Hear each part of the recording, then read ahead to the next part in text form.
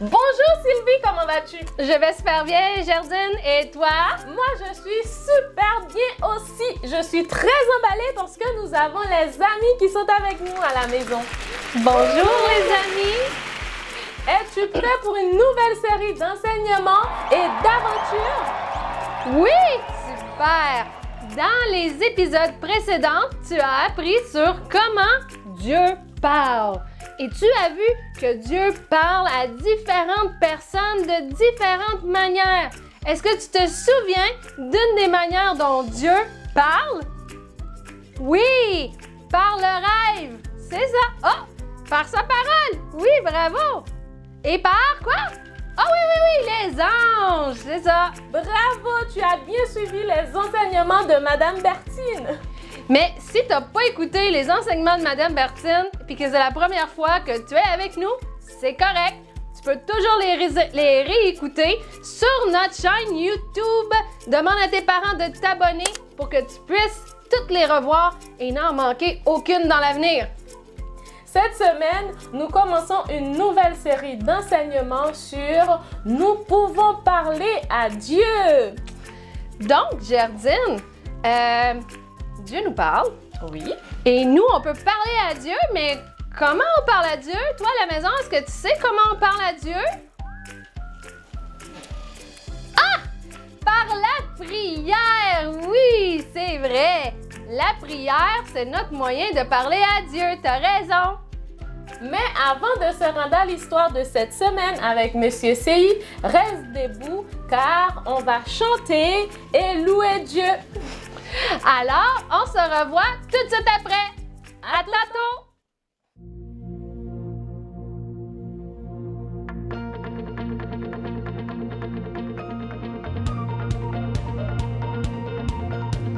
Viens simplement pour l'adorer.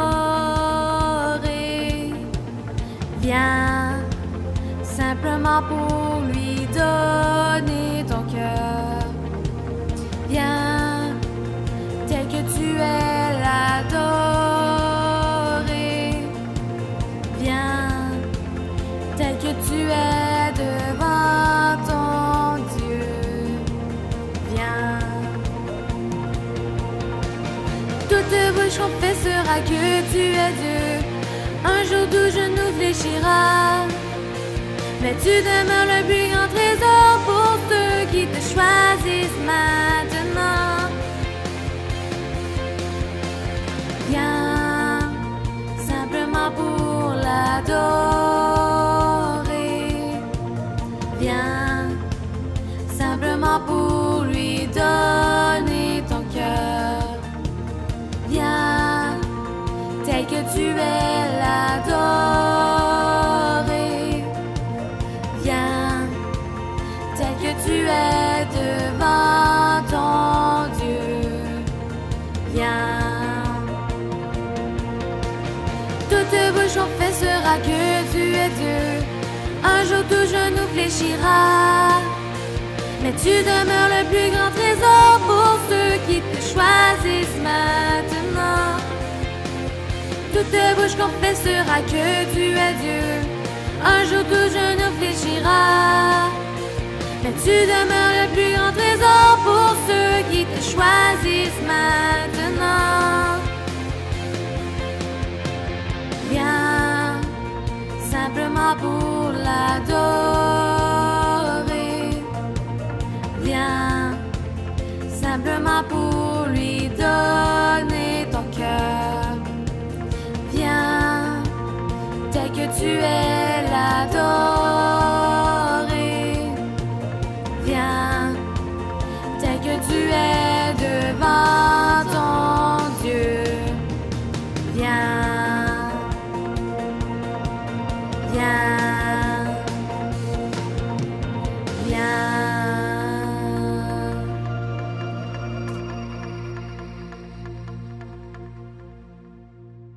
Alléluia. Seigneur, je te bénis.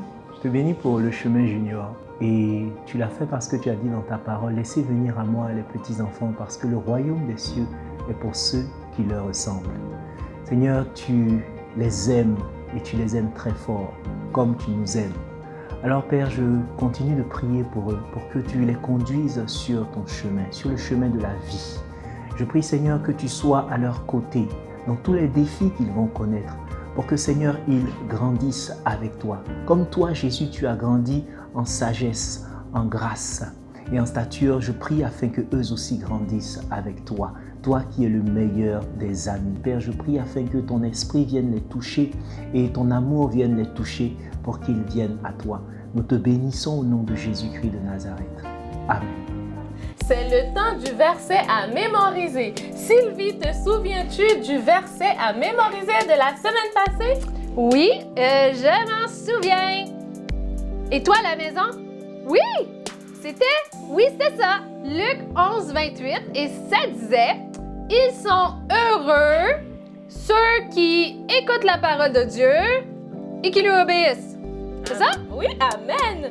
Même les amis à la maison s'en souviennent, c'est super. Alors maintenant, voici le verset de cette semaine. Cette semaine, c'est le psaume 143, le verset 10 qui nous dit « Apprends-moi à faire ce qui te plaît, car tu es mon Dieu. » Sylvie, aimerais-tu aider les amis à la maison à répéter ce verset de cette semaine? Absolument, tu es prêt? On y va! Apprends-moi à faire ce qu'il te plaît, car tu es mon Dieu. Apprends-moi à faire ce qu'il te plaît, car tu es mon Dieu. Psaume 143, le verset 10. Psaume 143, le verset 10. Bravo! Tu as bien fait ça! Pratique-toi bien cette semaine avec tes parents ou tes frères et sœurs si tu en as. Et comme Jardine l'a dit au début de l'émission, on commence une nouvelle série d'enseignements sur « Nous pouvons parler à Dieu ». Cette série est enseignée par quelqu'un de nouveau, c'est Monsieur C.I. Assis-toi et écoute-le bien. Te raconter une histoire de la Bible où une personne a parlé à Dieu. Et on n'oublie pas de bien écouter parce qu'après l'histoire, c'est quoi? C'est le quiz! Oui! Et après ça, ça va être à toi à répondre aux questions. Alors, es-tu prêt? Allons-y!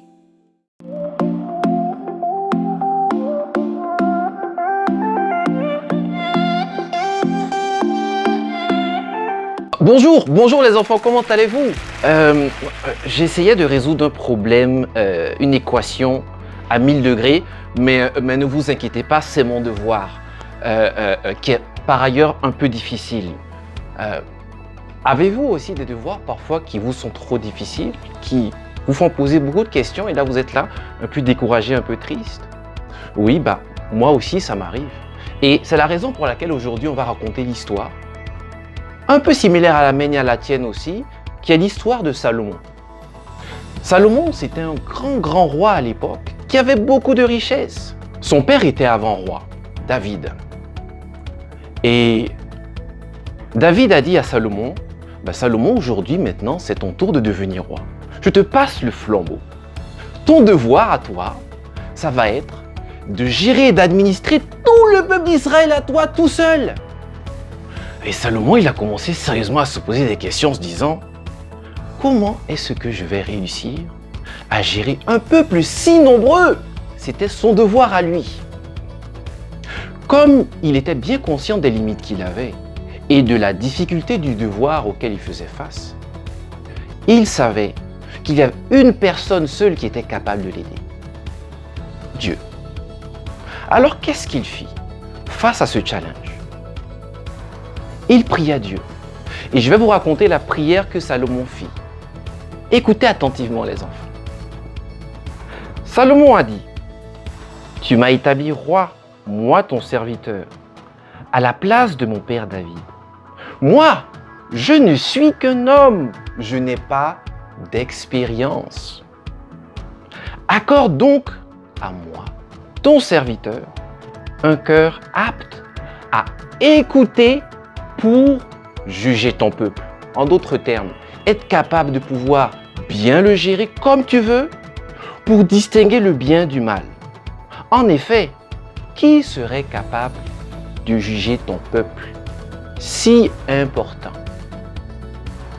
Salomon était humble parce qu'il a reconnu que son travail était extrêmement difficile et qu'il avait besoin d'aide. Il s'est tourné vers Dieu et il a prié Dieu en demandant à Dieu, « Dieu, donne-moi la sagesse pour pouvoir exécuter mon devoir comme je dois le faire. » Et ensuite, Salomon, après avoir prié, il s'est tu et écouta Dieu.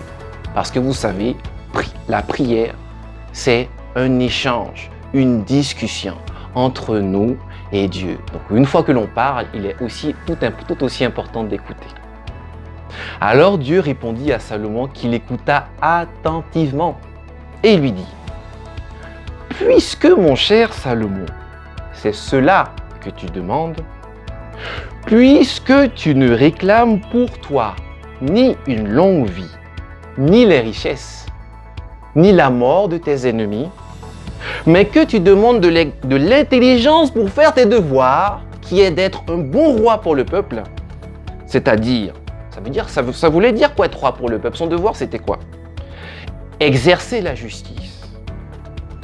Alors Dieu termina en disant, « Je vais agir conformément à ce que tu as demandé. » Il continue, « Je vais te donner un cœur si sage et si intelligent qu'il n'y a eu avant toi et qu'on ne verra jamais personne de pareil. Je te donnerai en outre ce que tu n'as pas demandé, des richesses, de la gloire en si grande quantité, qu'il n'y aura pendant toute ta vie aucun roi qui soit ton égal. Si tu marches dans mes voies, je te donnerai une longue vie, très longue. » Voici la prière de Salomon face à la difficulté qu'il rencontrait par rapport à son devoir. Alors, si vous êtes comme moi ou comme Salomon, et que parfois vous rencontrez des difficultés de divers ordres ou des devoirs qui vous donnent mal à la tête, n'oubliez pas qu'il y a toujours une personne sage qui connaît toutes choses, à qui vous pouvez toujours vous tourner pour lui demander de l'aide. Et si vous l'écoutez, il va toujours vous donner les bonnes solutions. Alors les enfants, faites confiance à Dieu. Et si jamais vous faites face à des difficultés qui vous paraissent insurmontables comme Salomon, demandez à Dieu la sagesse et il vous l'accordera. Vous pouvez prier dans votre cœur, vous pouvez prier à la maison, vous pouvez prier n'importe où, peu importe où vous traversez les difficultés. Dieu vous écoute parce que Dieu n'est limité ni par le temps, ni par l'espace. Alors bonne prière et n'oubliez pas, quand vous rencontrez des difficultés, de demander de l'aide à celui qui est sage, qui vous écoute. Bye bye.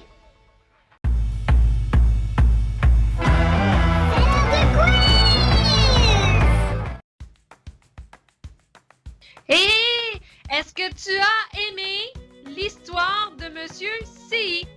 Est-ce que tu l'as bien écouté? Oui? Et tu es prête à jouer avec moi? Parfait, on y va!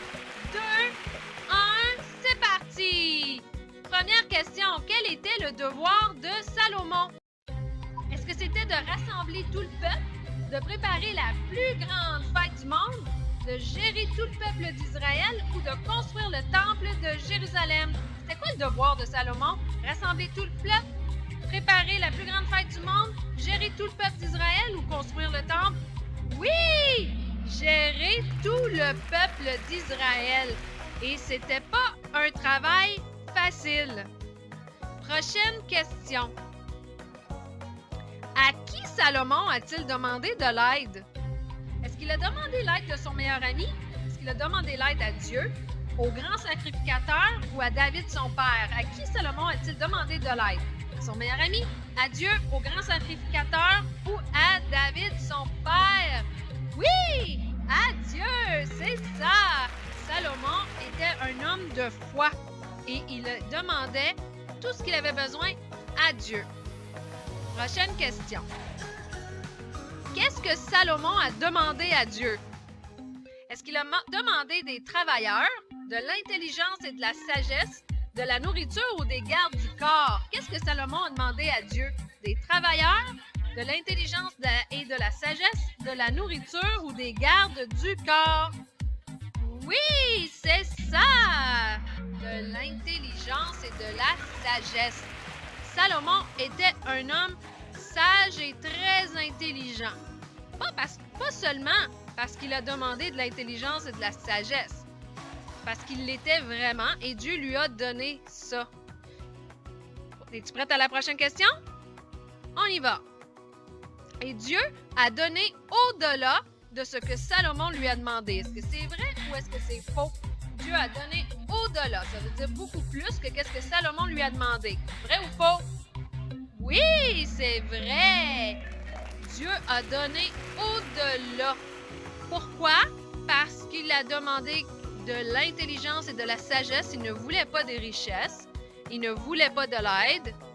Et parce qu'il ne voulait pas ça, Dieu lui en a même donné. C'est génial comment Dieu travaille. Prochaine question. Dieu est limité par le temps et l'espace. Est-ce que c'est vrai ou est-ce que c'est faux? Dieu est limité par le temps et l'espace. Est-ce que c'est vrai ou est-ce que c'est faux? C'est ça, c'est faux. Tu as la bonne réponse. Dieu n'est pas limité par le temps ni l'espace. Le temps, l'espace n'existe pas pour Dieu. Ça existe pour nous, les humains, mais pas pour Dieu. Tu as bien répondu. Tu as bien écouté les enseignements de M. CI aussi. Alors, bravo!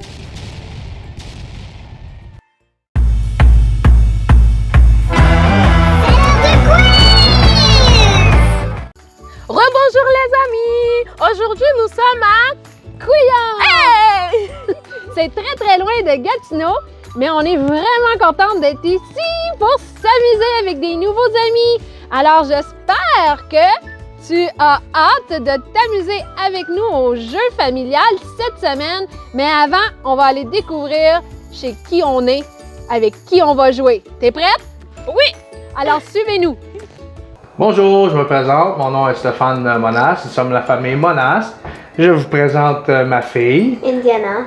Je vous présente mon frère. David Alexis et je me présente ma mère. Annick, ensemble nous sommes la famille Mona et je vous accueille chez nous, on va s'amuser. Bonjour les amis à la maison, on est vraiment contents d'être ici avec cette super famille. Donc on veut que tu joues avec nous et que tu répondes aux questions aussi, c'est bien compris, hein? Parfait! Donc avec nous, Jardine, qui on a aujourd'hui? Nous avons David et nous avons Indiana! Et on les applaudit! Donc, Indiana et David, comment on va jouer aujourd'hui? C'est que je vais vous poser des questions. Si tu as la bonne réponse, tu appuies sur ton buzzer. Appuie sur ton buzzer, voir. Ouais, comme ça, tu attends que je te nomme et là, tu dis ta réponse. Si tu n'as pas la bonne réponse, il y a droit de réplique à l'autre personne.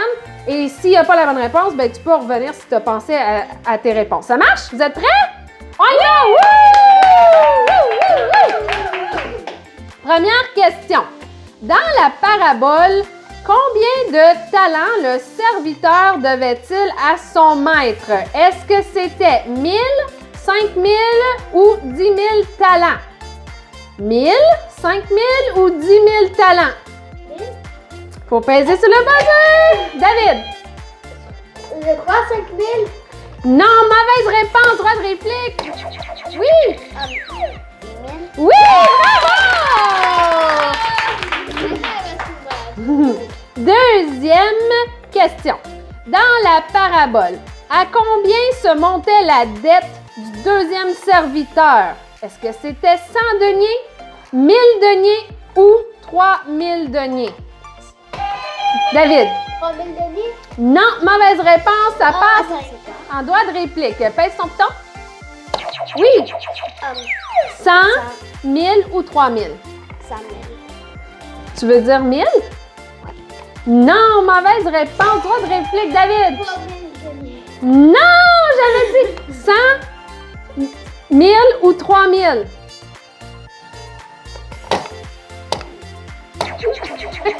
Oui, Indiana. 100 000. Le 100. Oui, 100. Bravo!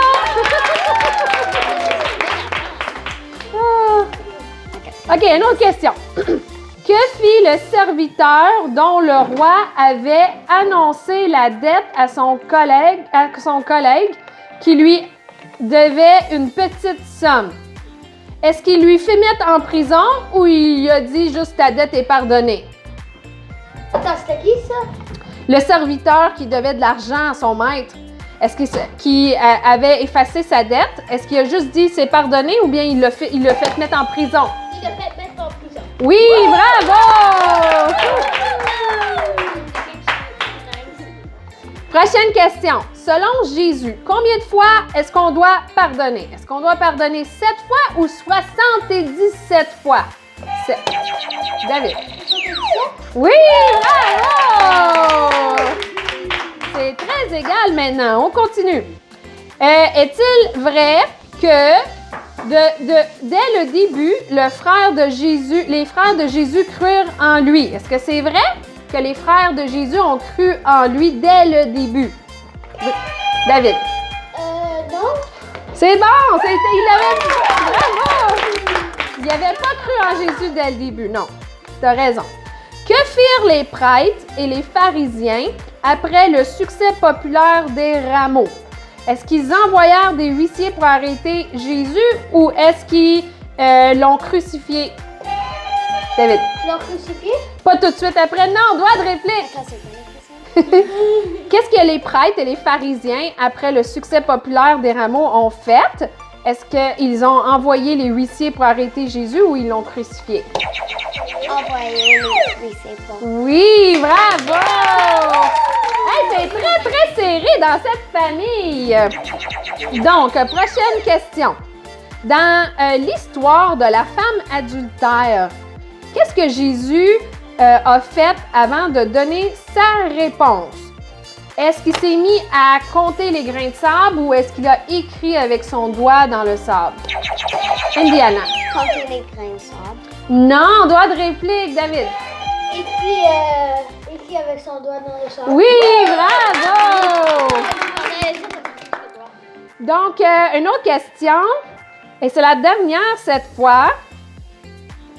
Qu'est-ce que les Juifs ont voulu faire à Jésus après qu'il a eu affirmé qu'avant qu'Abraham fût, je suis? Est-ce qu'ils voulaient le lapider ou le mettre en prison? David. C'est quoi le lapider, ça veut dire? Lancer des roches. Le mettre en prison? Non, mauvaise réponse. Lapider. Le lapider, oui, bravo!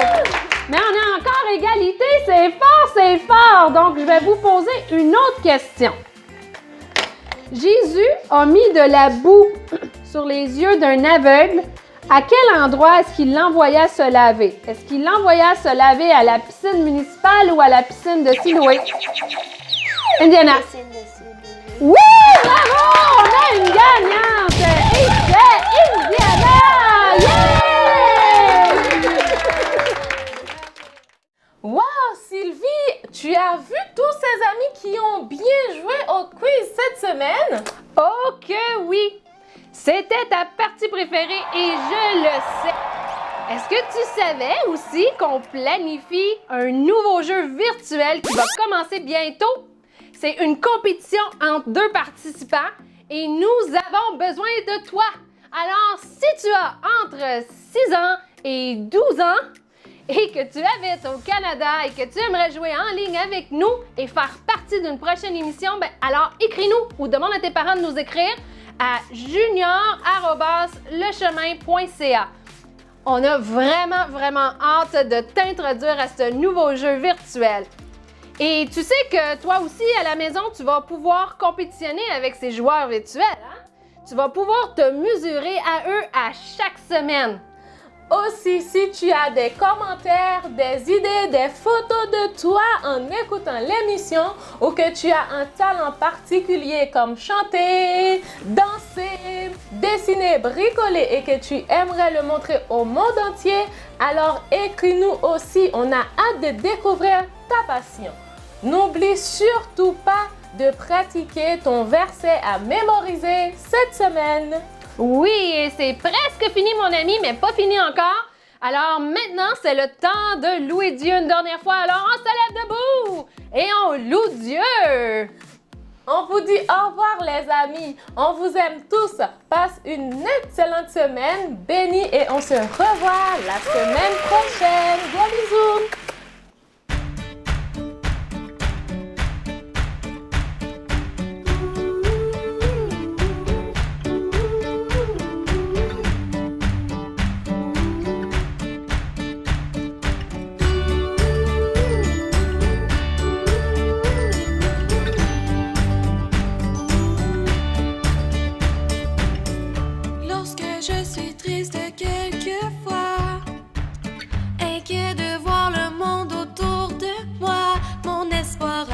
toute heure.